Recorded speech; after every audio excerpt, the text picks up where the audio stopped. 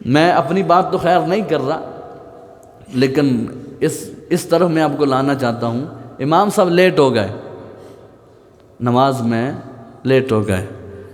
اب کچھ حضرات تو ایسے ہوتے ہیں کہ عجیب عجیب سے خیال ہوتے ہیں۔ اب مجھے یہ بتائیں، امام بندہ نہیں؟ مجبوری کچھ نہیں پڑ سکتی؟ رات کو آنکھ نہیں کھلی، کیا امام کے ساتھ یہ حادثہ نہیں لاحق ہو سکتا؟ اچھا گمان کیوں نہیں کیا؟ اور اگر 1 منٹ کے بعد آ ہی گئے امام صاحب، پہلے ہم 1 منٹ پہلے 1 منٹ اوپر ہو گیا تو ہم سوچ رہے ہیں یہ جان بوجھ کے نہیں آئے، یہ انہوں نے نماز پتہ نہیں اپنی بھی پڑھی کہ نہیں پڑھی۔ ہم یہ سوچ بھی رہے ہیں، امام صاحب آ گئے، 1 منٹ گزرا تھا، امام صاحب آ گئے۔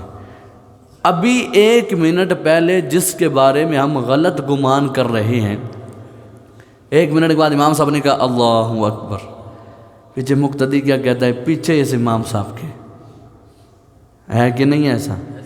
اب 1 منٹ پہلے اسی کے بارے میں نیگیٹو سوچیں، 1 منٹ کے بعد پیچھے اس امام صاحب کے۔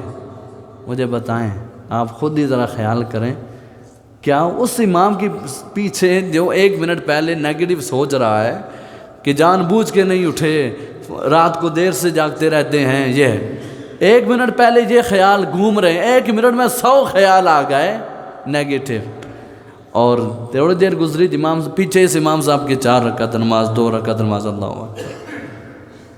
یہ فقط میں یہ بتانا چاہتا ہوں، ہمارے دل چلے کہاں گئے، جانا کہاں چاہیے تھا، چلے کہاں گئے۔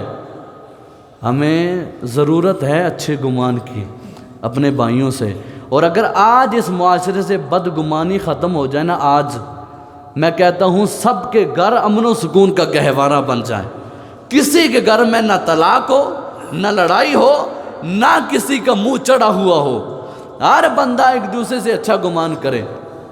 لیکن یہ دل بہت جو نا وہ بدگمانی کی طرف جاتا ہے۔ آج گھروں میں لڑائیاں ہوتی ہیں تو کیوں؟ میاں بیوی کے بارے میں غلط گمان کرتا ہے، بیوی میاں کے بارے میں غلط گمان کرتی ہے، اور جب یہ گمان حقیقت میں کچھ بات بھی نہیں ہوتی اگر سامنے آئے تو، لیکن یہ جو گمان کا سرکل چل رہا ہے نا، یہ پروان چڑھتا رہتا ہے، چڑھتا رہتا ہے، چڑھتا رہتا ہے، آخر وہ دن آتا ہے طلاق ہو جاتی۔ پہلے ہی ہم نے اس کا ازالہ کیوں نہیں کیا؟ اچھا گمان کیوں نہیں کیا؟